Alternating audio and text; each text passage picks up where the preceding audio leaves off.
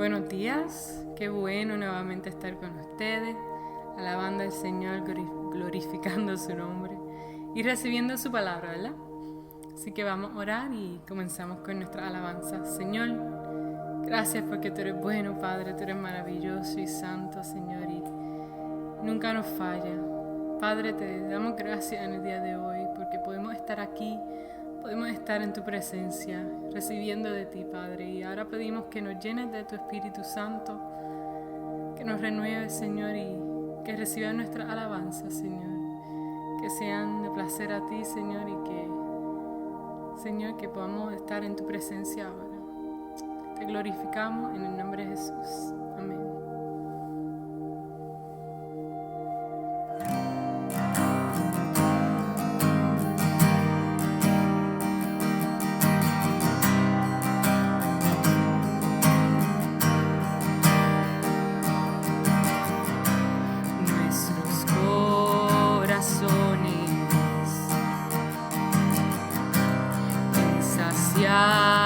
Son hasta que conocen a su Salvador.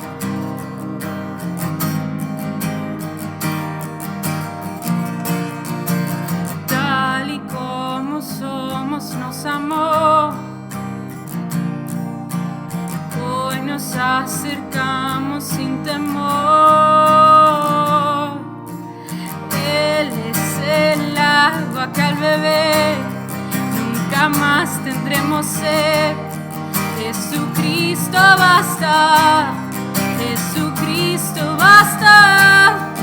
Mi castigo recibió y su herencia me entregó. Jesucristo basta, Jesucristo basta.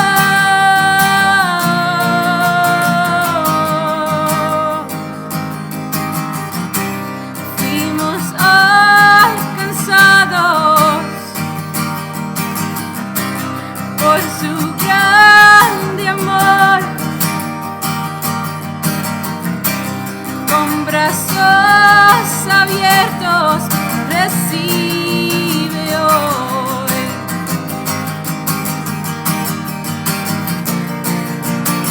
Tal y como somos nos amó,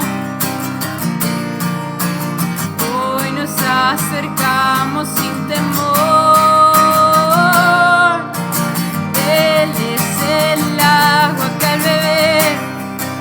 Jamás tendremos sed.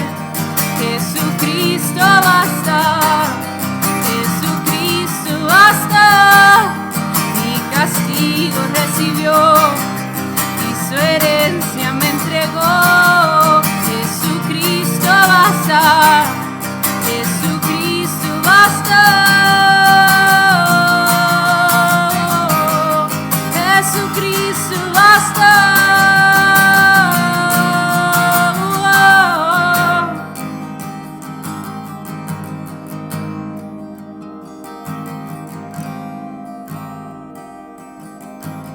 Tal y como somos nos amó, hoy nos acercamos sin temor, sin temor. Tal y como somos nos amó, hoy nos acercamos sin temor.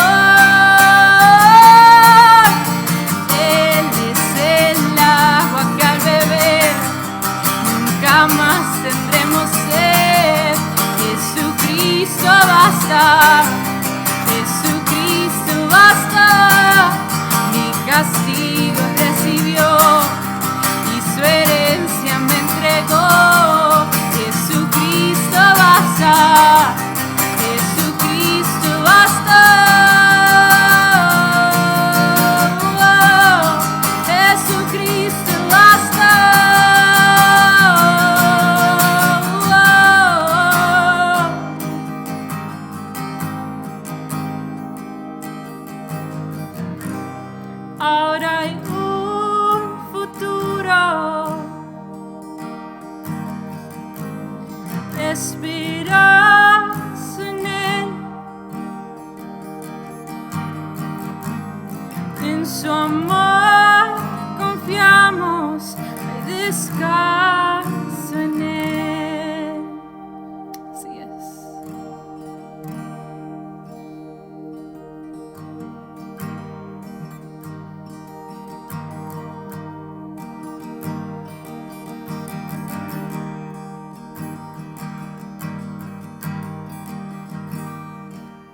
Y así como el ciervo brama por las aguas, hoy clama mi alma por ti, Señor.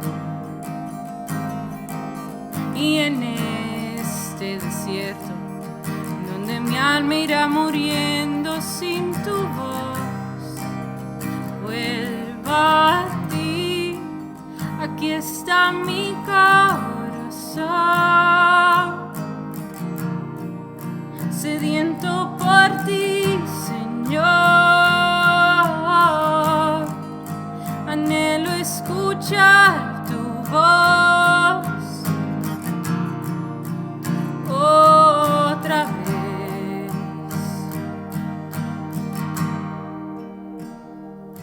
Y así como el ciervo brama por las aguas, hoy clama mi alma por ti, Señor.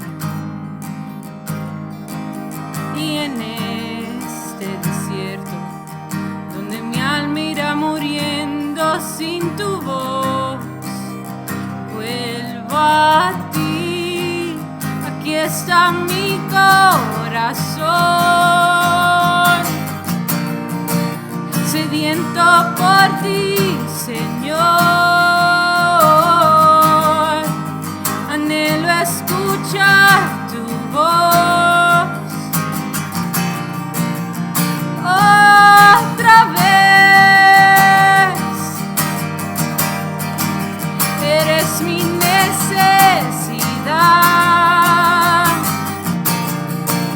contigo yo quiero estar. Me rindo ante tu amor otra vez, sediento por ti, sediento por ti.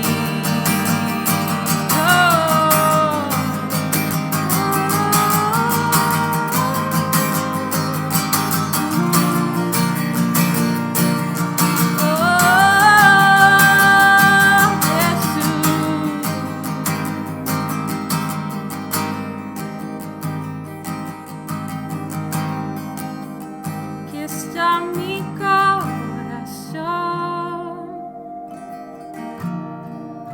sediento por ti, Señor.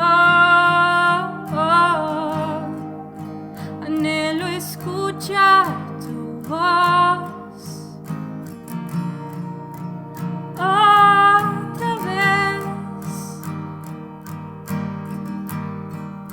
Eres mi necesidad, contigo yo quiero estar. Me rindo ante tu amor otra vez.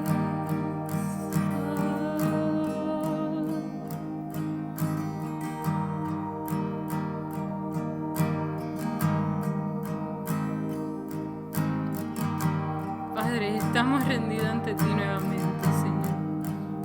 Otra vez venimos, Señor, ante ti, queriendo que tú nos llenes, Padre, que tú nos des paz, que tú nos des de tu amor, de tu bondad, más que todo de tu Espíritu Santo, Señor. Que nos renueves, Señor, que seamos más y más como Jesús y menos como nosotros. Padre, te damos gracias que tenemos la libertad de poder estar aquí, de poder estar adorándote, exaltando tu nombre, Padre. Gracias. Te pedimos ahora que nos hables, que abran nuestros corazones, nuestras mentes para recibir lo que tú tienes para nosotros. Que podamos escuchar tu voz. Revélate. En el nombre de Jesús. Amén. Muy buenos días, qué bueno estar nuevamente con ustedes. Gracias por sintonizarnos a través de las redes sociales, a través de Facebook, YouTube, y poder con nosotros alabar y glorificar el nombre de nuestro Señor Jesucristo. Y en esta mañana le voy a invitar a que abra su Biblia en el Evangelio según Marcos, en el capítulo 2. Hoy comenzamos el capítulo 2. Y la semana pasada estuvimos estudiando la sanidad de un leproso. Dijimos que la Biblia identifica la lepra como tipo del pecado que va comiendo la vida del ser humano hasta destruirlo por completo. Destruye su vida física, destruye su vida emocional, destruye su vida espiritual, separándolos de sus amigos, de sus familiares, de la iglesia y de lo más importante, de la comunión con Dios. Aún así, pudimos ver cómo si una persona viene a Jesús, Él no le rechaza. Por el contrario, no importa cuál sea su condición, Él amorosamente y compasivamente le toca, le limpia para que usted pueda tener comunión con Dios, para que usted pueda tener comunión con sus familiares, con sus amigos y para ser un testimonio a todas aquellas personas que le rodean, mostrando así su compasión y su amor. Vimos cómo el toque y la palabra limpiaron a este leproso, específicamente cuando Jesús dijo, si quiero, sé limpio. Y en esta mañana vamos a estar leyendo en el capítulo 2, versículo del 1 al 12. Y dice la palabra del Señor: entró Jesús otra vez en Capernaum después de algunos días, y se oyó que estaba en casa. E inmediatamente se juntaron muchos, de manera que ya no cabían ni aún a la puerta. Y les predicaba la palabra. Entonces vinieron a él unos trayendo un paralítico que era cargado por 4. Y como no podían acercarse a él, o sea, a Jesús, a causa de la multitud, descubrieron el techo de donde estaba y haciendo una abertura bajaron el lecho en que yacía el paralítico. Al ver Jesús la fe de ellos, dijo al paralítico: Hijo, tus pecados te son perdonados. Estaban allí sentados algunos de los escribas, los cuales cavilaban en sus corazones: ¿por qué habla este así? Blasfemia dice. ¿Quién puede perdonar pecados sino solo Dios? Y conociendo luego Jesús en su espíritu que estaban razonando de esta manera dentro de sí mismo, les dijo: ¿por qué razonáis así en vuestros corazones? ¿Qué es más fácil, decir al paralítico, tus pecados te son perdonados? ¿O decirle, levántate, toma tu lecho y anda? Pues para que sepáis que el Hijo del Hombre tiene potestad en la tierra para perdonar pecados, dijo al paralítico: a ti te digo, levántate, toma tu lecho y vete a tu casa. Entonces él se levantó enseguida y tomando su lecho salió delante de todos, de manera que todos se asombraron y glorificaron a Dios, diciendo: nunca hemos visto tal cosa. Oremos en esta mañana. Padre, te damos gracias por este hermoso día que tú nos regalas. Gracias porque tenemos la libertad, Señor, de poder estudiar tu palabra, de poder, Señor, venir delante de ti, Señor, a adorarte, a bendecirte, a escuchar, Señor, lo que tú tienes que decirnos en esta mañana. Señor, en este momento te pedimos, Señor, que tú nos hables. Abrimos nuestras mentes, nuestros corazones para ti, Señor. Y que sea tu Espíritu Santo enseñándonos en esta mañana tu palabra. en el nombre de Jesús. Amén y amén. Como dije anteriormente, Jesús había estado sanando y había sanado a un leproso, lo había limpiado, lo había tocado y con el poder de su palabra lo había sanado. Y no fue hasta ese entonces que este leproso fue despedido, y aunque Jesús le dijo claramente, porque dice la Escritura que lo despidió y le encargó rigurosamente que no dijera nada a nadie, sin embargo él se fue y comenzó a anunciar que Jesús había sanado su cuerpo, había sanado su vida y lo había limpiado de la lepra. Así que dice la Escritura que después de eso Jesús no podía andar abiertamente porque mucha gente le seguía. Así que definitivamente fue algo que vino a trabajar negativamente en el ministerio de Jesús, porque entonces ya la gente no buscaba a Jesús por la palabra, sino por el milagro inmediato, por las sanidades, por las liberaciones. Y sin duda alguna, todos nosotros en alguna manera pues nos podemos identificar, porque todos tenemos una necesidad y todos venimos a Jesús buscando ser aliviados del dolor, de la enfermedad, tal vez de la amargura.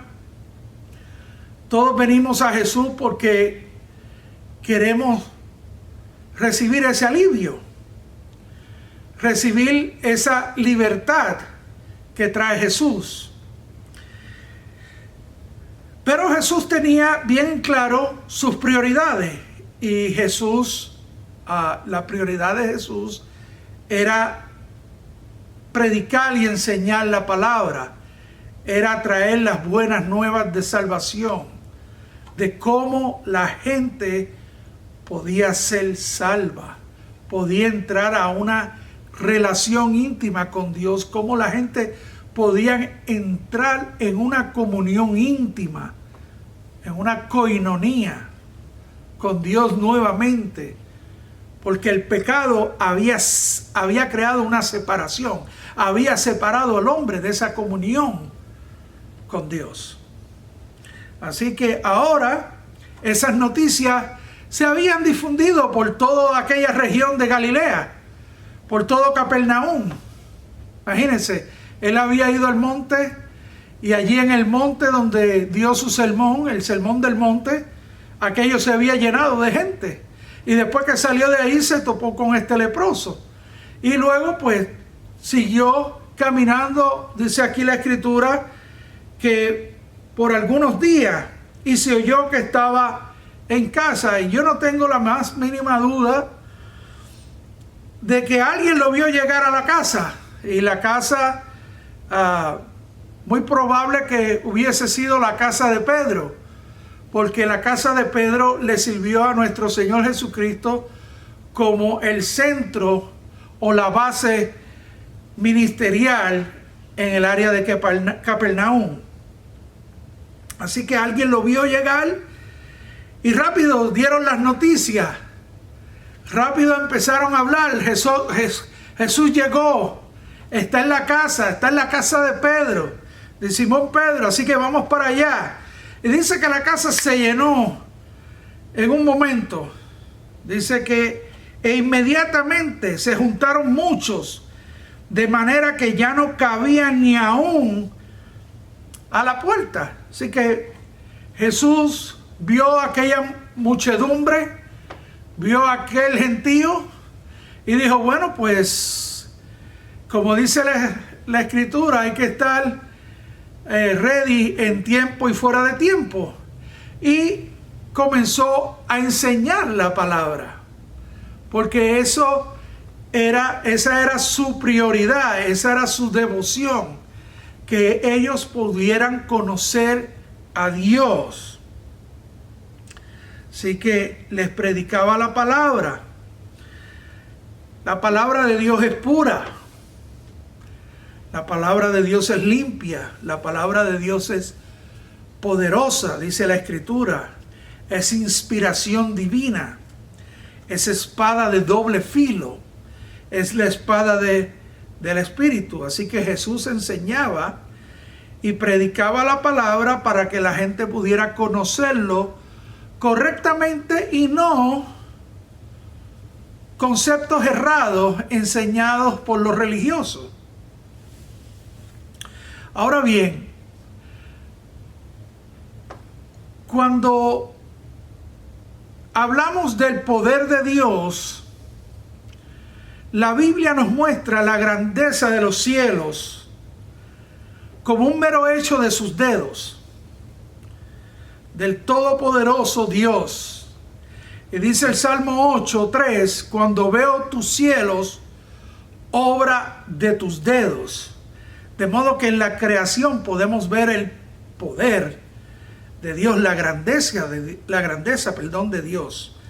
Y en el Salmo 19:1 nos dice que los cielos cuentan la gloria de Dios y el firmamento anuncia la obra de sus manos. Así que definitivamente cuando hablamos del poder de Dios, hablamos de algo grandioso, de algo que las palabras no pueden describir, porque la creación habla de su grandeza, habla de su gran poder, porque por su palabra Él creó todas las cosas. Ahora, cuando escuchamos, por ejemplo, del poder destructivo de una bomba atómica, temblamos de miedo.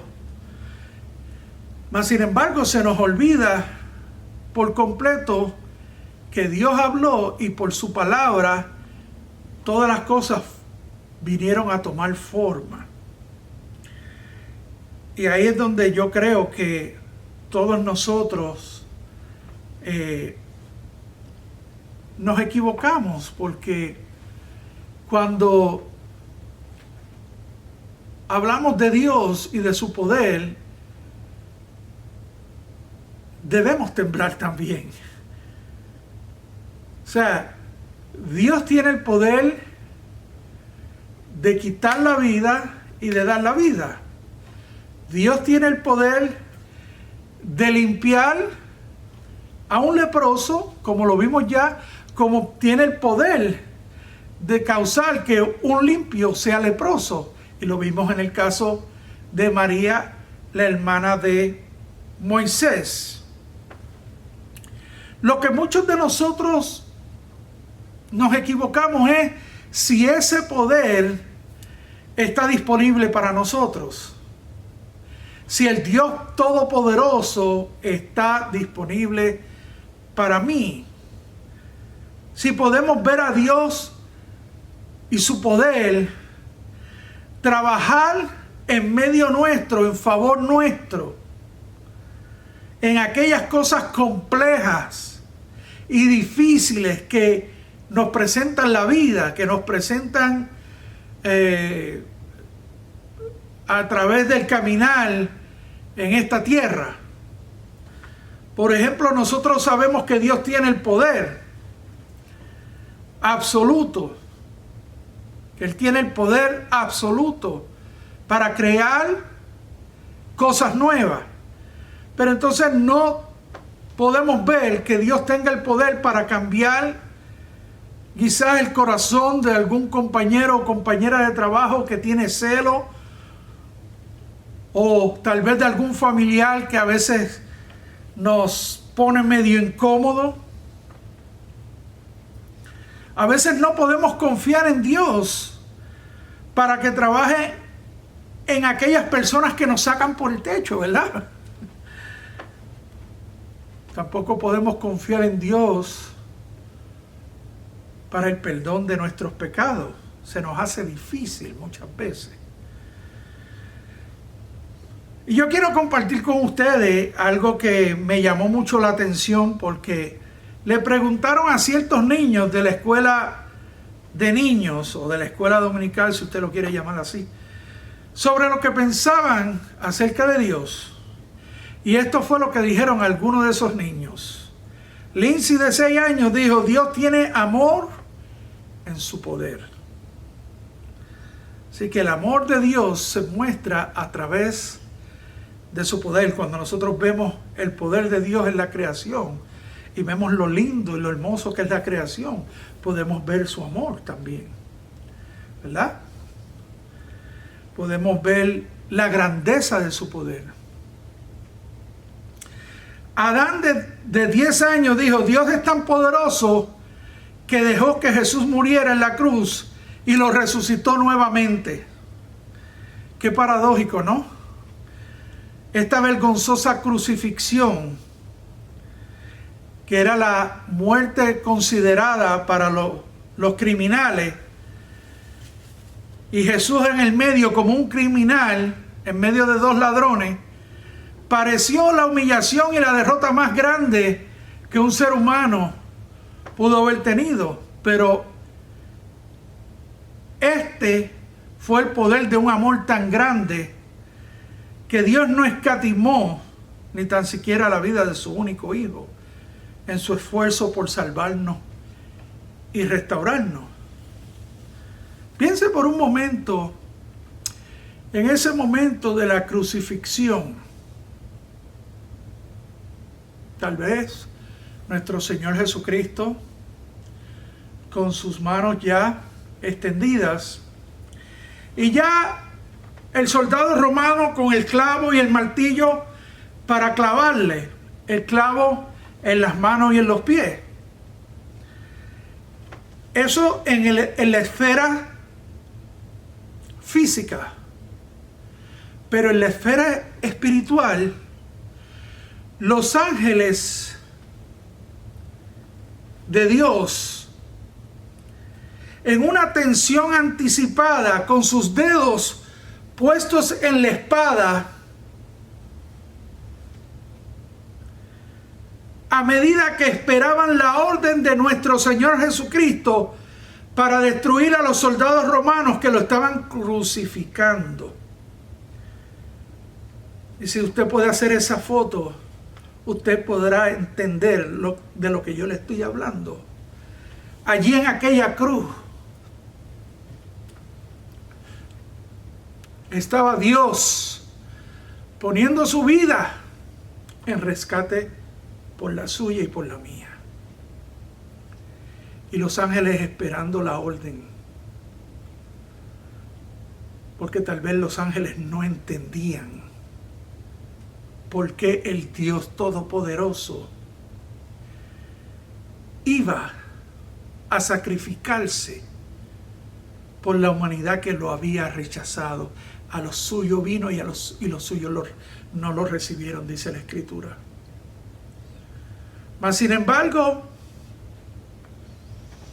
la orden nunca fue dada por nuestro Señor Jesús. La pudo haber dado, pero no la dio. Y eso muestra cuán poderoso es su amor por nosotros. Así que Lindsay, de 6 años, cuando dijo Dios tiene amor en su poder, no se equivocaba en esas palabras. Katy, de 7 años, escribió y dijo: Dios es tan poderoso que Él puede borrar nuestro pecado. Memorícese esa verdad. Grábela en su mente y en su corazón, así como esta niña lo describe. Describe el poder de Dios. Y la pregunta que yo le hago en esta mañana: ¿conoce usted el perdón de Dios? ¿Ha usted experimentado el perdón de Dios en su vida? ¿Sabe? La necesidad más grande de la humanidad no es la justicia ni la sanidad de una enfermedad, es el perdón, la limpieza de nuestro ser interior. El perdón es el poder para lidiar con la culpa justificable, no por ignorar esta, sino por eliminarla. Esta es la medicina que nos sana en las profundidades de nuestro ser. Todos necesitamos el perdón de Dios, el perdón otorgado por Dios. Y Marcos, en este pasaje que leímos, nos da unas escenas del ministerio y del poder de Jesús, de modo que nosotros podamos venir a Él, seguirlo a Él, creer en Él y poder ser cambiados y transformados. Marcos se mueve de una sanidad a otra, y en este caso no de un leproso, sino de un paralítico. Y en este relato podemos apreciar varios conceptos importantes a la hora de nosotros acercarnos a Jesús, que son los conceptos que estaremos estudiando en esta mañana. Y el primer concepto es el concepto de lo que es fe. Y dice aquí la palabra: entró Jesús otra vez en Capernaum después de algunos días, y se oyó que estaba en casa, e inmediatamente se juntaron muchos, de manera que ya no cabían ni aún a la puerta, y les predicaba la palabra. Entonces vinieron a él unos trayendo un paralítico que era cargado por 4. Y como no podían acercarse a él a causa de la multitud, descubrieron el techo de donde estaba, y haciendo una abertura, bajaron el lecho en que yacía el paralítico.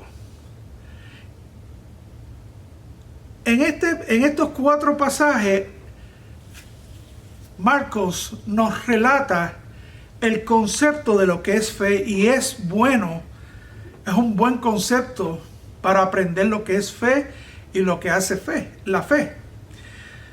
Es una buena fotografía de lo que dice Hebreos 11:6. Hebreos 11:6 dice: y sin fe es imposible agradar a Dios, porque es necesario que el que se acerca a Dios crea que Él existe y que es remunerador de los que le buscan.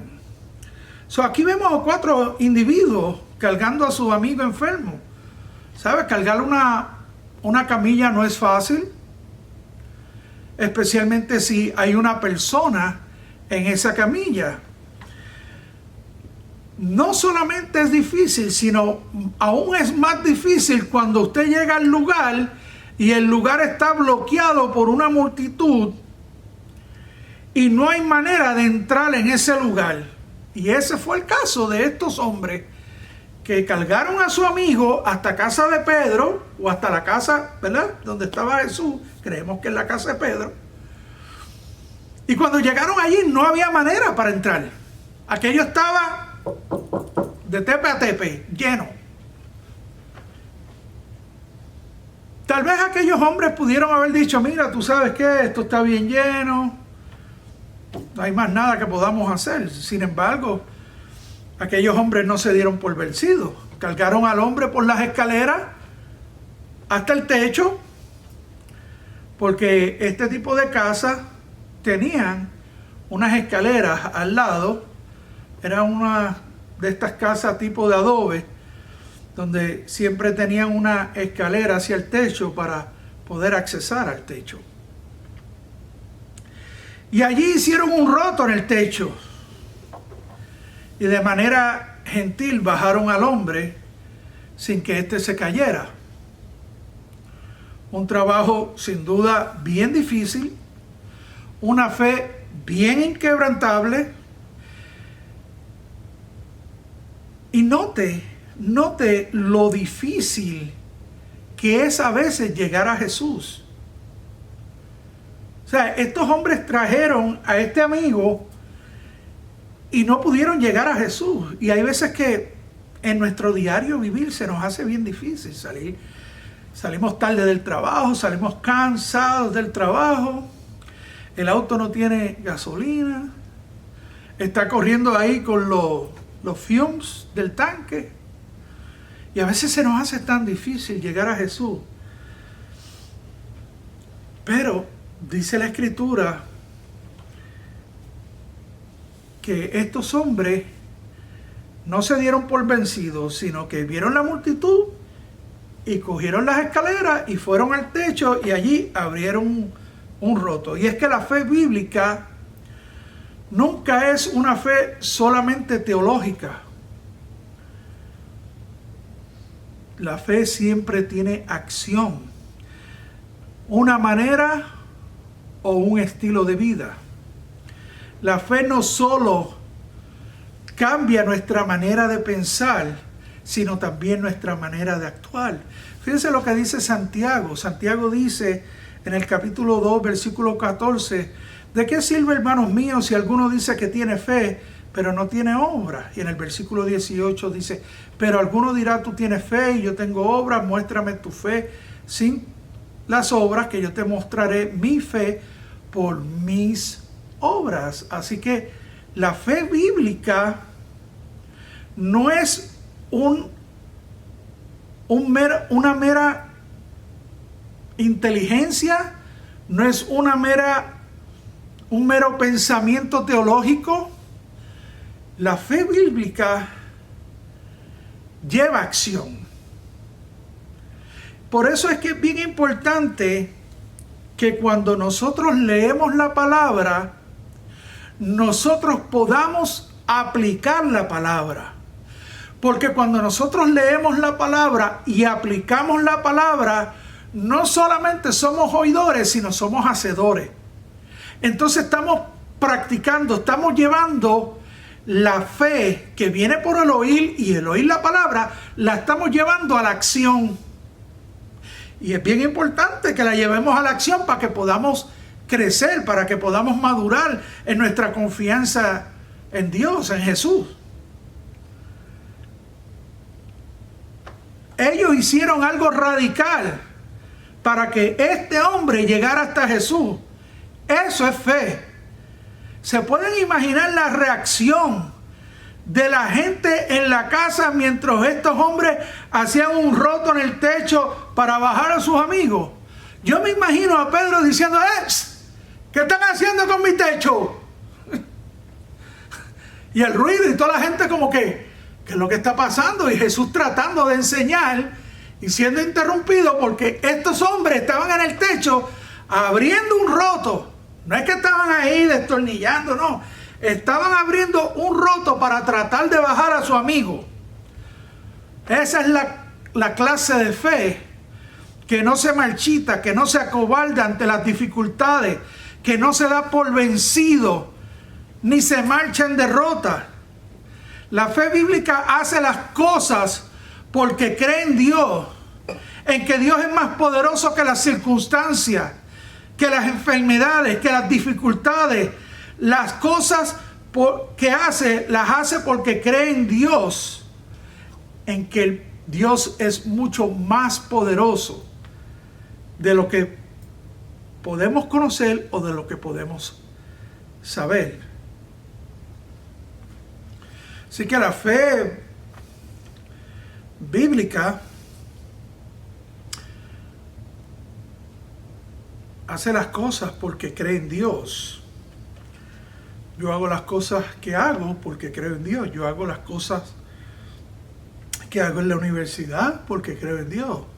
Yo trato a mi cónyuge de la manera que lo hago porque creo en Dios. Yo trato a mis hijos de la manera que lo hago porque creo en Dios. Y la fe a menudo, ¿sabe qué? Se tiene que ensuciar las manos. Si usted quiere ser un discípulo de Jesús, usted tendrá que ensuciarse las manos con gente. Jesús tocó leprosos, alimentó a miles y sanó a cientos con sus manos. Y aquí vemos a estos hombres, amigos de este paralítico, brincando por encima de las circunstancias negativas de que aquella casa estaba llena. Subiendo un techo, abriendo un roto, y vamos a bajar a este hombre por allí para abajo, que hoy este hombre tiene que salir caminando de allí. Eso es fe. Y le pregunto yo en esta mañana, ¿está usted dispuesto a cargar la esquina de una camilla? ¿Está dispuesto usted a trabajar como estos hombres trabajaron, movidos en fe? Y es importante que cuando nos acercamos a Jesús, como dice Hebreos 11:6, creamos que le hay y que es galardonador de los que le buscan. O sea, cuando nos vamos a acercar a Dios, tenemos que acercarnos en fe. Sin fe es imposible agradar a Dios. O sea, si usted piensa que acercándose a Dios sin fe va a lograr algo, pues lamentablemente le tengo que decir que no, porque la misma Escritura lo dice. En Santiago 1:6 dice: pero pida con fe sin dudar, porque el que duda es semejante a la ola de la mar, impulsada por el viento y echada de una parte a otra. No piense pues tal hombre que recibirá alguna cosa del Señor, siendo hombre de doble ánimo, inestable en todos sus caminos. Así que Marcos, a través de este relato, nos presenta el primer concepto, el concepto de la fe bíblica. El segundo concepto que Marcos nos presenta es el concepto del perdón. Y dice la Escritura en el versículo 5: al ver Jesús la fe de ellos, dijo al paralítico: hijo, tus pecados te son perdonados. Así que Jesús vio la fe de estos 5 hombres, sus acciones de cargar a sus amigos, a su amigo hasta Jesús, de ir por encima de todos los obstáculos que tuvieron. ¿Por qué? Porque tenían fe, se estaban manifestando en su fe. Y cuando Jesús los vio que ellos creían en Jesús. Y tal vez usted se encuentra en esta misma situación, tratando de llegar a Jesús en medio de todos los obstáculos que le pone el enemigo, que le pone las circunstancias de la vida, porque usted en lo más profundo de su ser, usted sabe y cree en lo que Jesús puede hacer en su vida. Pero aquellos hombres no se dieron por vencidos. Así que Jesús miró la fe de ellos. Y Jesús ve nuestra fe y Él actúa en favor de nosotros y nos perdona. Dice el versículo 5 que al ver Jesús la fe de ellos, dijo al paralítico: hijo, tus pecados te son perdonados. Note que Jesús le dijo hijo. No le dijo varón, no le dijo paralítico, no le dijo hombre. Y esto nos deja ver el sentir de nuestro Señor Jesucristo hacia nosotros. Él nos ve como hijos, como hijas. Y es importante que nosotros podamos verlo, porque cuando nosotros vemos la compasión de Jesús y vemos cómo Jesús trató a este hombre, podemos tomar esperanza, podemos ser confortados de que Jesús nos va a tratar de la misma manera. Y ¿sabe qué? Es importante mencionar que algunos comentaristas bíblicos señalan que este hombre estaba paralítico por haber contraído sífilis. Y la sífilis es una enfermedad que se contrae mayormente mediante la transmisión sexual y ataca el cerebro, y crea una parálisis física. O sea que este hombre es muy posible que haya contraído esta enfermedad por haber pecado infringido contra la ley de Dios. Y es que sin duda alguna hay una conexión entre las enfermedades y condiciones físicas y el pecado. Por ejemplo, aquellas personas que tienen la adicción a la bebida contraen cirrosis, o aquel que por acostarse con personas fuera del matrimonio contraen, por ejemplo, como este caballero, sífilis o cualquier otra enfermedad como el SIDA. Hay otros que Mire, por comer exceso de dulce desarrollamos diabetes. Así que lamentablemente no voy a decir que todas, pero hay una gran mayoría de enfermedades y condiciones físicas que están relacionadas con nuestros pecados. Y muchas personas pues vienen a Jesús por las razones equivocadas. Algunos vienen por sanidad física, otros por los beneficios que pueden obtener, otros por el temor y el miedo al castigo, y no vienen en respuesta a su amor. Y Jesús sabía cuál era el problema. El verdadero problema de este hombre no era la parálisis, era el pecado. La más grande y profunda necesidad del ser humano es el perdón de los pecados, mucho más que la sanidad del cuerpo. Y Jesús estaba lidiando con lo básico, y probablemente le causó molestia a los amigos, porque no era lo que estaban esperando, no eran las expectativas. Lo más seguro, aquellos hombres dijeron: no, mira, nosotros no lo trajimos para que fuera salvo, lo trajimos para que lo sanara y saliera caminando. Porque serán las expectativas de esos hombres, que Jesús lo sanara. Pero ¿sabe qué? La salvación es la más grande necesidad que cualquiera de nosotros pueda tener en la vida. El más grande milagro de Dios es poder trabajar en cada uno de nosotros, libertarnos del poder del pecado y transformarnos al reino de su Hijo amado Jesucristo.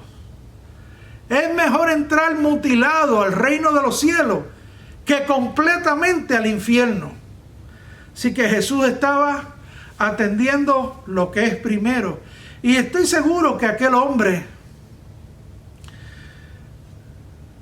en su dolor y en su angustia y desesperación, sentía una gran culpa por haber pecado, por encontrarse en aquel estado por causa de un minuto de placer. Y eso es una decisión tonta, ¿no? A veces tomamos decisiones demasiado tontas, un momento tonto donde puede traer toda una destrucción a nuestras vidas por el resto de los días. Pensamos luego que tenemos ese minuto de placer: qué tonto fui, ¿por qué lo hice? ¿Por qué cedí a la tentación? Si le pudiera dar para atrás a eso, no cometería esa tontería. Y cuando Jesús vio a aquel hombre, miró todo el dolor, todo el sufrimiento, toda la angustia, el tiempo que llevaba así, y tuvo compasión de él. Y le dijo: hijo, tus pecados te son perdonados. De modo que aquel hombre, al escuchar aquellas palabras de parte de nuestro Señor Jesucristo: hijo, tus pecados te son perdonados, fue un tremendo alivio. Fue una tremenda libertad de aquella culpa que lo tenía internamente destruido, además de la enfermedad y de la parálisis que tenía a causa de su pecado. Aquella carga fue removida cuando Jesús le dijo: hijo, tus pecados te son perdonados. ¿Sabes? David decía que mientras no había confesado su pecado, era una gran carga difícil de llevar. Y después escribió y dijo: oh, cuán alegre y bienaventurado aquel cuya transgresión ha sido perdonada y cuyo pecado ha sido cubierto. ¿Sabe? Hoy pasa lo mismo hoy en día. Algunos prefieren ese minuto de placer y satisfacción carnal sin saber las consecuencias de su pecado. Y la Biblia es clara. La Biblia dice: porque la paga del pecado es muerte, y el pecado le va a pasar la factura. Aunque usted no lo crea, el pecado le va a pasar la factura, tarde que temprano. Tal vez en el momento usted no lo ve, pero más adelante el pecado le va a pasar la facturita. Si usted no viene y se arrepiente, y como dice la palabra, si confesamos nuestro pecado, Él es fiel y justo para perdonarnos y limpiarnos de toda maldad. Me pregunto cuántos en esta mañana estarán encadenados con esa carga tan pesada del pecado que no los dejan vivir, que no los deja escuchar a Jesús diciendo que tiene perdón para ellos. ¿Cuántos de ustedes a lo mejor están con un profundo vacío en su interior, tratando de llenarlo con las cosas materiales, con las cosas del mundo, con los placeres? Pero es un vacío que usted no lo puede llenar con nada. Y Jesús tratándole de decir, oye, hijo, tus pecados te son perdonados, pero estamos tan sordos que no lo podemos oír. Y es que la Biblia nos dice en Efesios 2:8, porque por gracia sois salvos por medio de la fe, y esto no de vosotros, pues es don de Dios. Allí no hubo una confesión, allí no hubo arrepentimiento, solo Jesús dijo, hijo, tus pecados te son perdonados. Y esto es gracia. La gracia significa que nosotros venimos a Dios y no traemos absolutamente nada, no aportamos nada a la ecuación, solamente lo que hacemos es recibir gratuitamente. Es un regalo inmerecido. No lo merecemos, pero el Señor en su gracia nos lo extiende a nosotros. Es un poco difícil para muchos de asimilar, pero es así, es gratis. Usted y yo no podemos hacer nada para merecerlo. Lo único que podemos hacer es venir donde Jesús, como aquellos hombres, como aquel paralítico que vinieron en fe. Y ahora, delante de Jesús,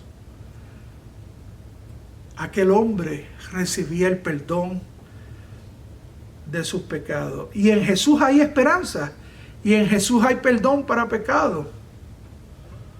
Así que luego nos lleva Marcos al tercer concepto. Y es el concepto de la oposición.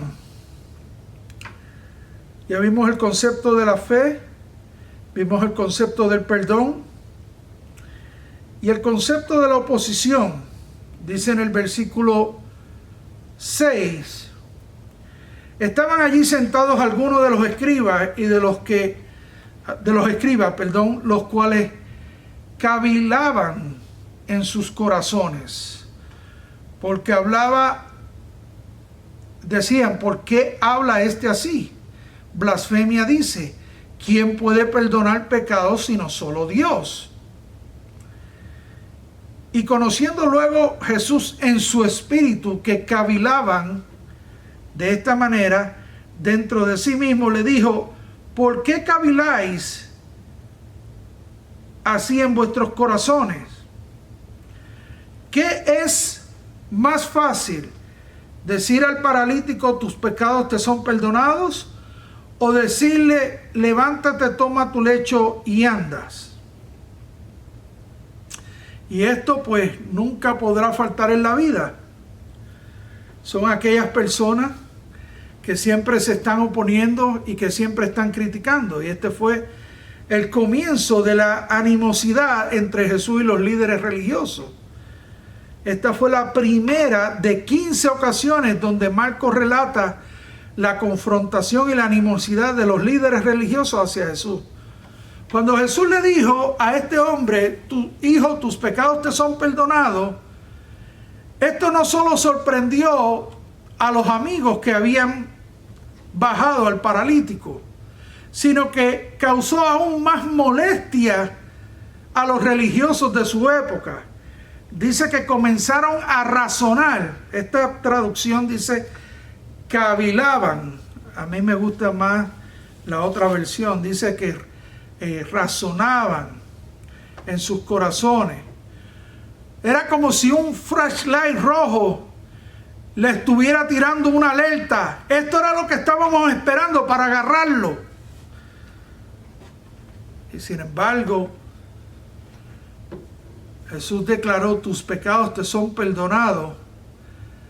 Y ellos lo vieron como una blasfemia, porque dijeron: ¿por qué este blasfema? ¿Por qué habla así? Blasfemia dice. ¿Quién puede perdonar pecados sino solo Dios? Y ellos estaban correctos a media, o sea, una media verdad. Ellos estaban equivocados en su argumento cuando dijeron que era blasfemia, y estaban correctos en la posición de que solo Dios puede perdonar los pecados. El pecado es una violación a la ley de Dios. Y cuando pecamos, pecamos contra Dios. Y solo Dios puede perdonarnos. Y no sé cuántos de ustedes se recuerdan el caso de David, cuando fue confrontado por el profeta Natán por el adulterio con Betsabé y el asesinato de Urías, su esposo. En 2 de Samuel 12:3 dice que David le dijo a Natán: pequé contra Jehová. Y en el Salmo 51 dice que David oró y le dijo al Señor: ten piedad de mí, conforme a tu misericordia, porque contra ti solo he pecado. Así que ellos tenían razón. ¿Quién puede perdonar pecados sino solo Dios? Solo Dios puede perdonar, porque solo el pecado es contra Dios. Así que estaban en lo correcto cuando dijeron esto, pero estaban incorrectos cuando dijeron que era blasfemia, que Jesús estaba blasfemando, ya que ellos no entendían y ellos no sabían quién era Jesús. Pero Jesús es Dios, y como Dios Él puede sanar, Él puede libertar, pero Él puede perdonar pecados. Así que aquí comenzó esa oposición y continuó a través de todo el Evangelio. Y en el capítulo 3, versículo 6, leemos que los fariseos tomaron consejo con los herodianos de cómo destruirlo, de cómo destruir a Jesús. Y tal vez usted dice: pero ¿cómo fue que los religiosos tomaron consejo con otros herodianos para ver cómo destruían a Jesús? Sí, así como usted lo oye, era una pura mafia religiosa. Y a la gente religiosa no le gusta que eso se diga, que los sacerdotes eran mafiosos, la mafia de ese tiempo. Ellos tenían un espíritu de crítica, una mentalidad basada en su religiosidad, donde todo lo cuestionaban y desafiaban. Y esto es bien malo, porque cuando usted desarrolla un espíritu de crítica, entonces usted comienza a buscar y a encontrar falta en todo y por todo. Y es triste cuando una persona pues se pone en el lugar o se coloca en un lugar de juicio donde se siente que tiene el derecho de juzgar las acciones, las actividades, los pensamientos, las intenciones y motivos de las demás personas. Eso es bien triste. Y esto puede pasar tanto a nivel individual como puede pasar a nivel colectivo. En iglesias donde todo el tiempo le están encontrando las faltas al pastor, terminan sacándolo, y el que viene detrás, a ese le hacen lo mismo, le siguen encontrando faltas y faltas. Así que hay que tener mucho cuidado con esto, que lo único que hace es robar la bendición de Dios y perder de perspectiva lo que Dios está haciendo en medio suyo. Y esta era pues la mentalidad de ellos: buscar falta. Eran unos buscafaltas, unos criticones, trayendo su veneno. Y esto nos dice que muchas veces nosotros nos vamos a topar con este tipo de personas, Y lo mejor que usted puede hacer es alejarse pues de ellos, para que su corazón no se mine de este veneno. Y hay dos aplicaciones que podemos hacer aquí con respecto a este concepto de la oposición. Y el primero es que siempre que usted venga a Jesús, habrá oposición, ya sea del enemigo, ya sea de la familia, ya sea de los amigos, ya sea de los religiosos. Pero Jesús es quien perdona sus pecados porque Él es Dios. Así que no importa la oposición, muévase en fe siempre a buscar a Jesús, que es el único que le puede dar verdadero perdón de sus pecados y que le puede dar verdadera paz. Y el que lo puede transformar y el que lo puede cambiar. La segunda aplicación es que en el servicio a Dios, usted tendrá que enfrentarse siempre a la crítica. Y no necesariamente la crítica constructiva, ¿ve? Porque está la crítica destructiva, pero está la crítica constructiva, la que ayuda a mejorar, ¿verdad? Para la gloria del Señor. Así que en la obra del Señor va a haber crítica destructiva. Lo que importa es con qué motivación usted hace lo que hace para Jesús, que sean las motivaciones correctas, basadas en su palabra. Jesús tuvo estos criticones y sin duda usted y yo pues los vamos a tener en la vida. Y cuarto, Marcos nos presenta el concepto de la sanidad. En el versículo 10 dice, pues para que sepáis que el Hijo del Hombre tiene potestad en la tierra para perdonar pecado, dijo al paralítico, a ti te digo, levántate, toma tu lecho y vete a tu casa. Entonces él se levantó enseguida y tomando su lecho, salió delante de todos, de manera que todos se asombraron y glorificaban a Dios, diciendo, nunca hemos visto tal cosa. Aquí hay algo sumamente interesante, porque Jesús, antes del versículo 10, hizo una pregunta. ¿Qué es más fácil? ¿Decirle al paralítico, tus pecados te son perdonados? ¿O decirle, levántate, toma tu lecho y anda? Y es que aquí el problema que se discute es el problema del poder y de la autoridad. Y es en referencia a eso. ¿Cómo yo puedo tantear, cómo se puede ver visible ese poder y esa autoridad?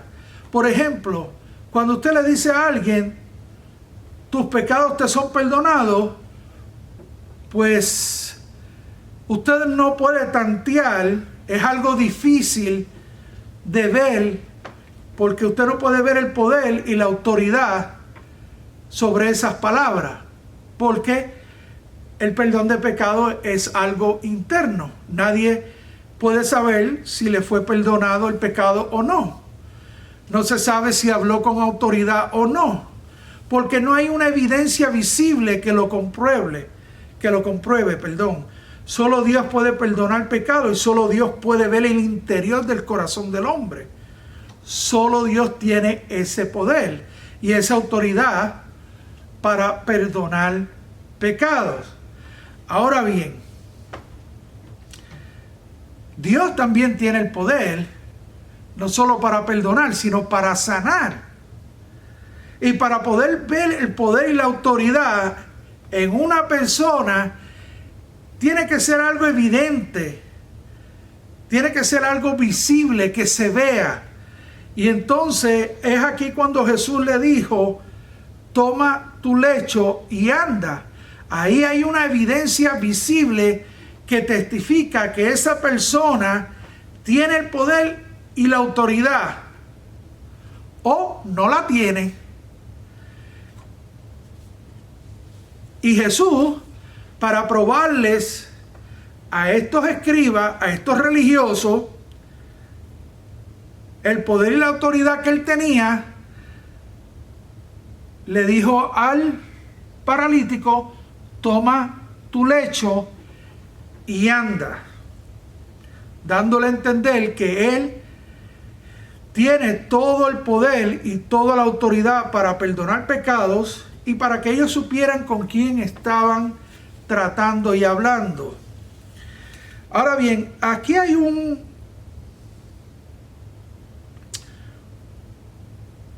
título que Jesús utiliza y es un título mesiánico. En el versículo 10 dice: pues para que sepáis que el Hijo del Hombre tiene potestad en la tierra para perdonar pecado, dijo al paralítico: a ti te digo, levántate, toma tu lecho y anda. Esta es la primera vez que Jesús utiliza este título mesiánico, Hijo del Hombre, para referirse a sí mismo. Este título lo podemos encontrar en Daniel 7:13, donde Daniel dice: seguí mirando en las visiones nocturnas, y he aquí, con las nubes del cielo, venía uno como un hijo de hombre, que se dirigió al anciano de días y fue presentado ante él. Y le fue dado dominio, gloria y reino, para que todos los pueblos, naciones y lenguas le sirvieren. Su dominio es un dominio eterno que nunca pasará, y su reino uno que no será destruido. Así que de esta manera, nuestro Señor Jesucristo, en otras palabras, le estaba diciendo: yo soy el Mesías. Yo soy el Mesías que ustedes estaban esperando. Y para que ustedes sepan que yo tengo autoridad y poder en los cielos y en la tierra para perdonar pecados, le dijo al paralítico: levántate, toma tu lecho y anda. Así que Jesús, pues, abiertamente le dijo a estos escribas, a estos religiosos de su época, mediante este título mesiánico: yo soy el Mesías, el que ustedes estaban esperando. Pero como les dije anteriormente, estos hombres tenían un espíritu de crítica, y lo que estaban buscando era la manera de encontrarle falta, encontrar errores, que ellos pudieran básicamente juzgarlo. Se habían sentado en la silla del juicio, como si ellos tuvieran el poder de juzgar las intenciones, los motivos del corazón. Y pues al tener este espíritu de crítica, pues su entendimiento espiritual estaba cegado. Ellos no podían ver a Jesús. Y es interesante porque dice en el versículo 18 de Primera de Corintios, dice: porque la palabra de la cruz es locura a los que se pierden, pero a los que se salvan, esto es a nosotros, es poder de Dios. Pues está escrito: destruiré la sabiduría de los sabios y desecharé el entendimiento de los entendidos. Prácticamente aquellos hombres no pudieron ver la visitación de Dios, no pudieron ver en Jesús a Dios, no pudieron ver que la persona que estaba de frente a ellos, que tenía el poder no solo para perdonar pecados, sino para sanar. Y es por eso que el concepto de la sanidad, porque a veces nosotros pensamos que la sanidad es algo que tiene que venir automáticamente a nuestras vidas cuando nosotros hemos entregado nuestras vidas a nuestro Señor Jesucristo. Y ¿sabe qué? Sí, en un momento nosotros vamos a ser sanos cuando seamos transformados. Cuando el Señor venga por nosotros y dejemos este cuerpo de bajeza, este cuerpo que se ajusta a las limitaciones de esta tierra, sí, nosotros vamos a revestirnos de un cuerpo glorificado donde no se va a ajustar ni al tiempo, ni al espacio, ni se va a ajustar a ¿cómo se llama? A las limitaciones que este cuerpo humano tiene. Para Jesús es más importante la sanidad del alma que la sanidad del espíritu, que la del cuerpo, porque la sanidad física vendrá como consecuencia de la sanidad espiritual. Aquellos hombres decían que ellos eran los religiosos y que ellos eran los que conocían la verdad, pero no tenían la verdad, porque la verdad era Jesús.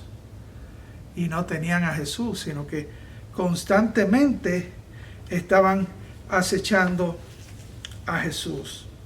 Así que tal vez usted dirá, ok, hermano, ¿cómo podemos aplicar todo esto? Pues bien sencillo. Número 1, sin fe es imposible agradar a Dios. No podemos acercarnos a Dios sin saber que Él es Dios, sin tener el pleno conocimiento y la plena certeza de que Él va a trabajar en favor de nosotros. La Escritura dice que sin fe es imposible agradar a Dios. Que el que se acerca a Dios debe acercarse creyendo que le hay y que es galardonador de los que le buscan. Número 2, el perdón.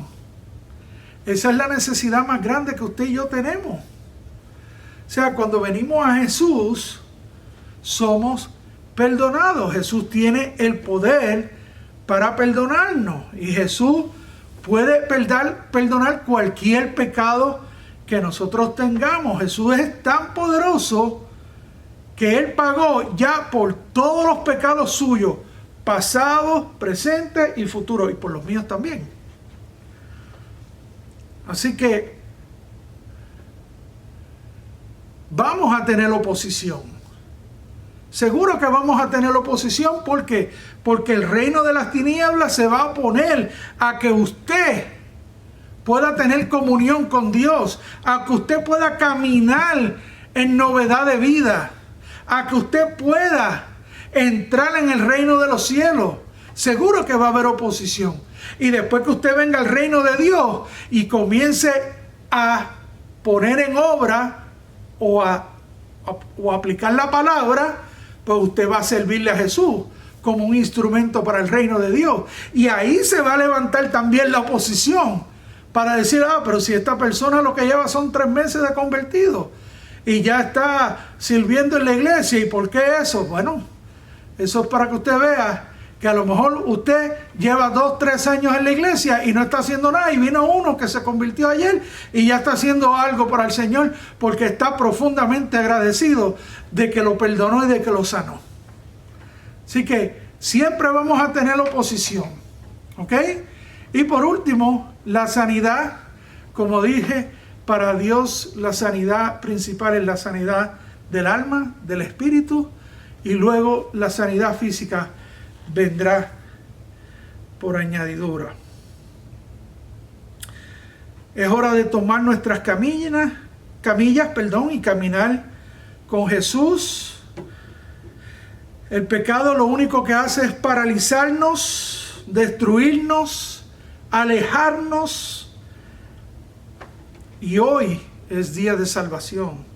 Si usted no ha entregado su vida al Señor, si usted no ha venido a Jesús en fe para que el Señor lo perdone, para que el Señor lo limpie, hoy es el día, porque usted no sabe cuándo va a ser su último suspiro o cuándo va a venir el Señor a llevarnos a su morada.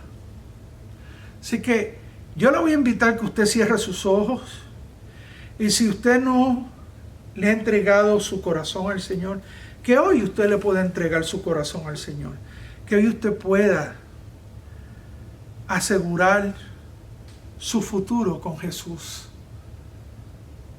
dándole su corazón, moviéndose en fe, creyendo que Él lo puede cambiar, creyendo que Él puede transformarlo. Amén. Tal vez puede repetir una oración simple, siguiendo la que yo voy a decir, y haciéndolo usted de todo corazón. Señor, vengo ante ti, Señor, con todos mis problemas, con todas mis dificultades, Señor, como este paralítico, con todos los obstáculos, Señor. Necesito un milagro en mi vida. Necesito primeramente que me limpies de todo pecado, que me limpies de toda maldad. Tú eres el único que lo puedes hacer, porque tú eres Dios, y con tu sacrificio en aquella cruz, tú puedes limpiarme, tú puedes hacerme una nueva criatura, tú puedes hacerme una nueva persona, y tú me puedes transformar.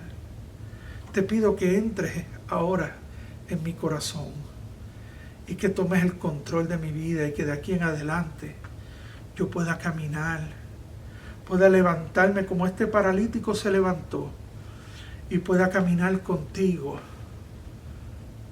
por toda la eternidad, Señor. Esto te lo pido en el nombre de Jesús. Amén y amén.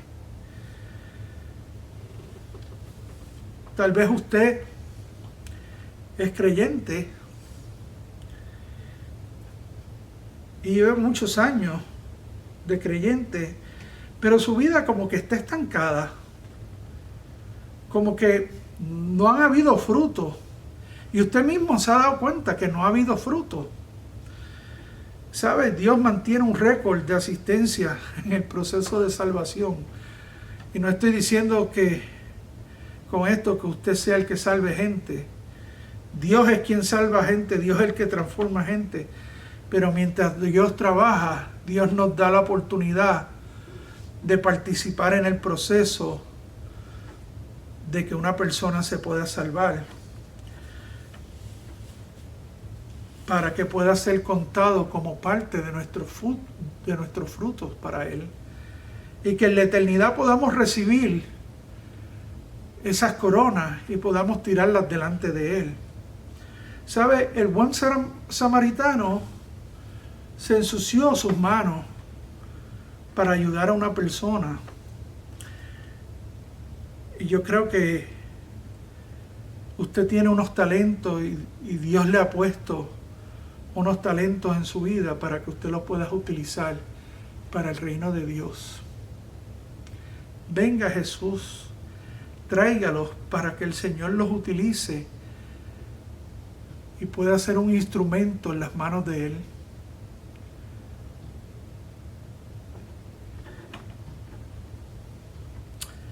Padre, gracias, Señor, por tu palabra. Gracias por la grandeza de tu poder, Señor, cuando estos niños hablaban de la grandeza de tu poder, Señor. Cuando vemos el relato de Marcos, Señor, cuán grande es tu poder.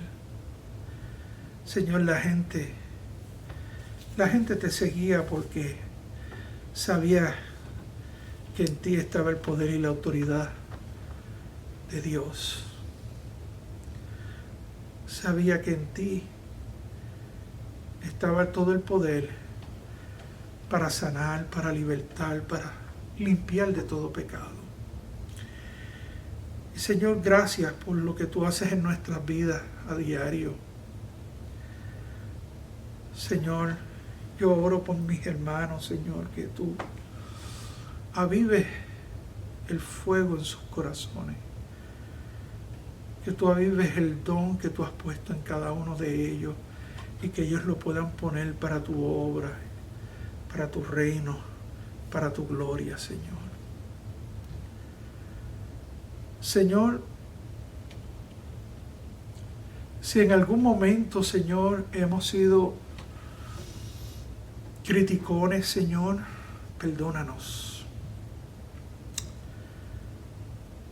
Señor, permite que nosotros podamos ver tu obra, que es lo que tú estás haciendo dentro de la iglesia, Señor, y que podamos gozarnos con lo que tú estás haciendo dentro de la iglesia.